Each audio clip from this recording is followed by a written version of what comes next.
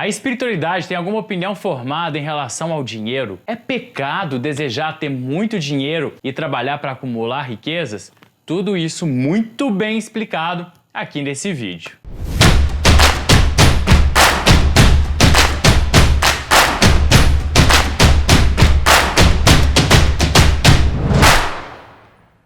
Ah, minha gente, quanta confusão foi colocada na nossa cabeça em relação ao dinheiro e à espiritualidade.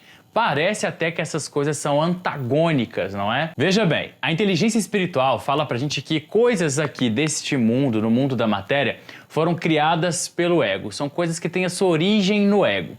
E essas coisas, elas existem para nos confundir, para serem armadilhas, para desviar o nosso foco, para que a gente acredite que está nos direcionando para a luz, nos direcionando para o Criador, mas na verdade nós estamos nos separando um dos outros, gerando muita confusão aqui nesse planeta, e você pode estar achando ou acreditando que eu estou falando do dinheiro, mas não, eu estou falando da religião.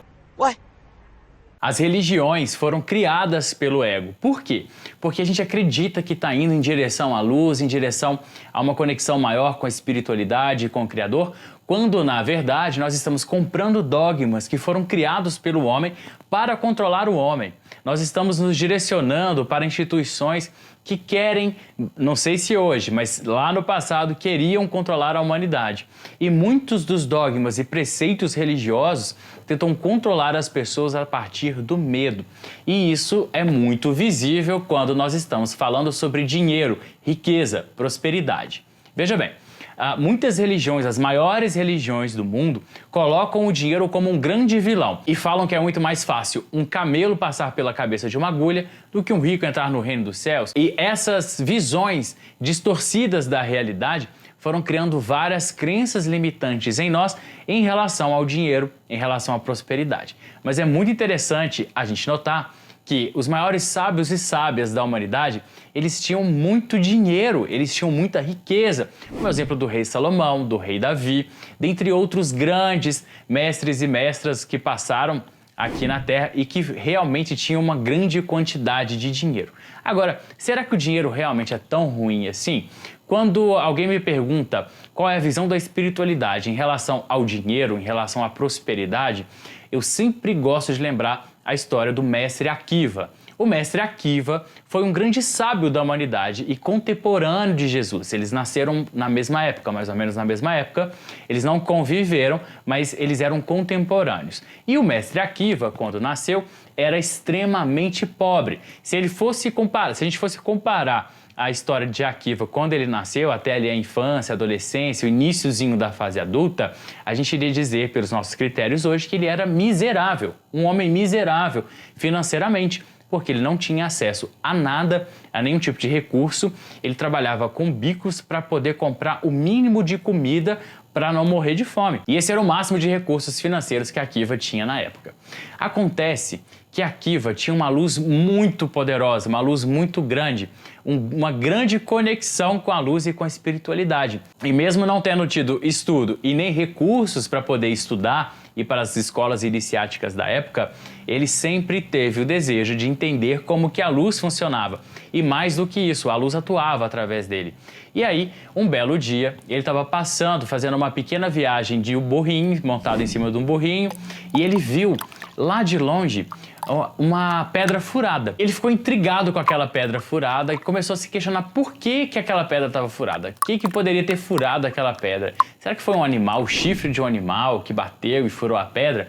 Então ele desceu do burrinho e chegou lá na pedra para descobrir o que tinha acontecido com a pedra. Quando ele chegou perto daquela pedra, ele viu que um pequeno fluxo de água, pequenas gotas de água, iam batendo na pedra e foram formando o buraco na pedra. E aí, no momento em que ele viu aquilo, ele ficou bastante intrigado, porque ele falou, gente, peraí, uma gota de água fez isso aqui com essa pedra dura, com essa pedra sólida e a água tão maleável, isso é possível?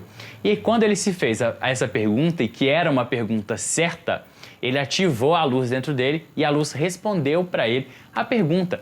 Mas ela respondeu já tacando uma intriga na cara de Akiva. O que ele falou? Olha, naquela época eles tinham uma expressão que era coração de pedra. E as pessoas que tinham o coração de pedra eram pessoas que não conseguiam aprender sobre a espiritualidade, não conseguiam aprender sobre a luz, porque o coração ainda estava muito enrijecido. E Akiva acreditava que ele tinha um coração de pedra, porque ele tinha muito desejo de conhecer, mas ele não tinha recursos para começar. E ali ele entendeu que a luz do Criador poderia transpassar a mais dura e tenra pedra. E foi ali naquele momento que Akiva decidiu que ele iria estudar sobre a espiritualidade, se aprofundar na luz, se aprofundar nos mistérios que nos rondam e se entregar de corpo e alma para a espiritualidade, mesmo não tendo nenhum pulo no bolso. Akiva foi lá, deu os pulos dele, conseguiu se matricular numa escola iniciática e ele foi aprendendo sobre Cabala, sobre a luz e ele começou a enriquecer. Akiva começou a ter recursos financeiros. O primeiro grande aporte financeiro que Akiva teve foi do sogro, que doou 50% de toda a riqueza dele. E quando a gente fala do sogro de Akiva, a gente está falando de um dos homens mais ricos da época. E Akiva se tornou então o que hoje seria um homem extremamente rico, um milionário. E quanto mais Akiva se aprofundava em seus estudos e nas suas práticas espirituais, mais dinheiro entrava na vida de Akiva. E Akiva utilizava esse dinheiro para o seu benefício próprio, mas também fazia muitas doações com esse dinheiro. Ele fazia a caridade, e não só com dinheiro. Akiva era conhecido por visitar a casa de pessoas que estavam doentes para varrer a casa, para lavar uma vasilha, para chegar com uma comida quentinha pronta para aquecer o coração e o estômago. Akiva sempre praticava a bondade e a caridade. E as doações de Akiva transformavam famílias pobres, paupérrimas, em famílias ricas da noite para o dia. Ele doava muito dinheiro. E quanto mais ele doava dinheiro, mais rico ele ficava. Até que um discípulo de Akiva, e nessa época ele já tinha milhares de discípulos, milhares de alunos, e um desses alunos ficou intrigado com aquela história e virou para Akiva e perguntou: mestre, por que você doa tanto dinheiro para os pobres? O senhor não tem medo de ficar pobre novamente? E eis o que Akiva respondeu. Ele disse o seguinte: a promessa do Criador é de que as pessoas que começam pobres a estudar sobre a luz e sobre a espiritualidade terminam ricos. Os rabinos e os sábios tentam nos dizer que essa riqueza é só a espiritual, mas eles negam que o mundo material é um reflexo do mundo espiritual. E se somos ricos na espiritualidade e na luz, também somos ricos na matéria. Por quê? Porque o mundo da matéria é um reflexo do mundo da espiritualidade. Todo o nosso mundo aqui, como se fosse uma sombra, como se fosse um pequeno reflexo distorcido do que há na espiritualidade. E se somos ricos em luz, somos ricos na matéria. E é muito interessante a gente perceber como que algumas religiões, para controlar a população, começou uma espécie de idolatria à pobreza, colocando a pobreza como algo divino praticamente, como se uma pessoa, quanto mais pobre e humilde, ia associando humildade com pobreza. Gente, humildade não é ser pobre.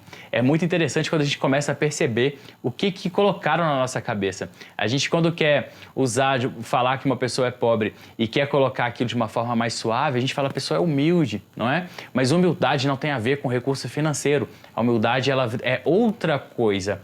E essas religiões foram colocando na nossa cabeça que existe uma grande beleza na pobreza, quando não há. Por quê? Porque uma pessoa que está sentindo falta dos recursos materiais, ela não tem cabeça, ela não tem mente para pensar em mais nada. Uma pessoa que tem que colocar comida dentro de casa e só isso que ela consegue, ela vai ter a cabeça para pensar no que mais, a não ser colocar o alimento dentro de casa. Em nada, esse vai ser o grande foco da vida dela. E assim, ela vai estar impedida de aprender sobre a luz, de colocar as suas potências para fora, de colocar a sua luz a serviço da humanidade dela mesma. Uma pessoa que está preocupada com contas, com boleto, com aluguel, preocupado com a escola das crianças, preocupada em como que o dinheiro vai entrar, como que ela vai conseguir pagar todas as dívidas e ainda ter condições de proporcionar boas coisas para a família, proporcionar um bom momento para a esposa, para o marido, para os filhos, para a mãe, para o pai, para as pessoas que ama, fazer a doação, poder fazer outras pessoas que no momento não estão tendo tanto acesso a dinheiro, a riqueza, a prosperidade, ajudar aquelas pessoas de alguma forma. Como que uma pessoa que está em problemas financeiros vai ter a cabeça para fazer isso? Não tem, não tem. E o Criador deseja que nós sejamos extremamente prósperos, extremamente abundantes. E por que o Criador deseja isso? Porque no momento em que nós estamos abundantes, prósperos, no momento em que a matéria não significa um problema, a pessoa tem todas as condições de colocar toda a luz dela para fora, de estudar sobre a luz, sobre a espiritualidade, de burilar o próprio espírito, de se preocupar com coisas que não estão envolvidas na matéria. E quando uma pessoa tem acesso à riqueza e faz isso, ela se torna ainda mais rica, ainda mais próspera, ainda mais feliz e muito mais próxima da plenitude. É para isso que o dinheiro existe, é para isso que a abundância existe, que a prosperidade existe e o Criador deseja que sejamos assim. E tanto é que existe um anjo específico sobre a prosperidade. Ele carrega nas asas dele a energia da luz da prosperidade e da abundância para que as pessoas consigam manifestar esse estado em suas vidas e não se preocupem mais com a matéria. E é muito interessante quando a gente volta lá em Akiva, Akiva tinha um grande amigo que era metade homem e metade anjo. Depois, em outro vídeo, eu explico mais sobre isso. Mas esse grande amigo de Akiva, que era também um rabino, ele era metade anjo, metade homem. E quando ele viu que Akiva doava grande parte da fortuna dele para os pobres e na fé que Akiva tinha que o Criador iria proporcionar para ele riquezas e abundância e prosperidade, esse meio homem, meio anjo levantou voo, percorreu os oceanos, coletando tesouros de navios que haviam naufragado. Ele coletou joias, prataria e tudo que havia de riqueza no oceano. Ele coletou e entregou de presente para Akiva para que ele pudesse continuar fazendo o trabalho dele de doações, o trabalho dele de burilar o próprio espírito, sem que a matéria fosse um problema. E nós temos sim que nos aproximar desse estado, curador e curadora. Quanto mais nós entendermos sobre o dinheiro, quanto mais nós nos abrirmos para a prosperidade, quanto mais nós eliminarmos as nossas crenças limitantes que querem e tentam nos prender em uma situação de pobreza, de escassez, de falta, para que a gente fique preso na matéria, quanto mais a gente puder se afastar dessa energia, mais fácil vai ser a gente se elevar até a luz para que a gente possa burilar o nosso espírito, ajudar o nosso próximo e nos conectar com os anjos do Criador, com as boas vibrações do universo. Essa, curadora e curadora, é a importância do dinheiro nas nossas vidas. E a espiritualidade, a verdadeira espiritualidade, sempre soube da importância da prosperidade na vida das pessoas. Tanto é que nas escolas iniciáticas, como a do Akiva, por exemplo, isso lá no tempo de Jesus, essas escolas iniciáticas trabalhavam desde lá daquela época, aliás, um pouco antes daquela época, até hoje eles trabalham o conceito de que a primeira coisa que a pessoa deve trabalhar quando ela decide trilhar o caminho da espiritualidade é a prosperidade, para que a matéria deixe de ser um problema e a pessoa possa então ter a liberdade de poder se aprofundar na luz, nos seus estudos e na sua prática espiritual. Então, curador, curadora, aqui fica o meu conselho para você, como nas escolas iniciáticas. Preocupe-se em manifestar a prosperidade e abundância na sua vida, não só para você, mas para que você possa compartilhar com as pessoas que você ama e para que você não tenha mais preocupações com a matéria, para que a matéria deixe de ser uma preocupação para você, para que você tenha essa mesma liberdade de se conectar, de comungar com a luz do Criador.